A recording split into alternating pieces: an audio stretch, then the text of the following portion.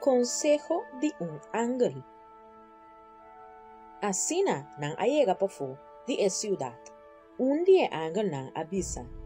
Corre pa po vida, no wag pa atrás ni para ningún camina den región aquí.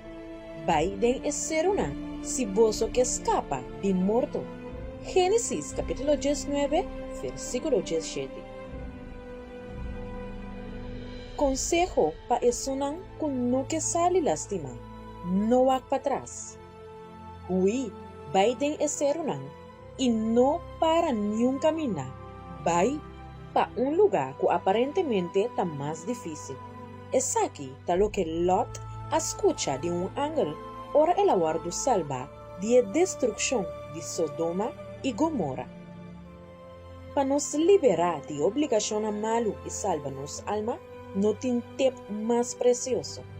Cana pa el camino de sacrificio, confía en la palabra de Dios y no mira para atrás nunca más. Emue de Lot a ignorar el ordo aquí, el agua para atrás y a convertir en un pilar de sal. Verifica en Génesis capítulo 19, versículo 26. Vida de Jesús que mira para atrás no te avanza, urba cana va adelante mirando para atrás. El recuerdo de fracaso del pasado te trae duda y te transforma cualquier sueño de libertad en un pilar de sal. Y gloria del pasado también te trova opinión de conquistar mayoría gloria del presente.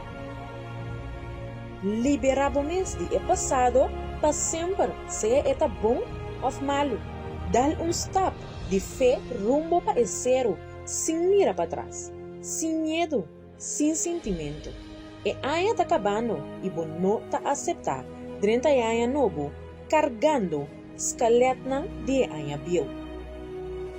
Vos no por aceptar 30 años nuevo con la misma expectativa, el mismo sueño. Ainda tem tempo de correr para adelante, sin voltar para atrás. No voltar para atrás. Cana de el camino de sacrificio, confiando en la palabra de Dios.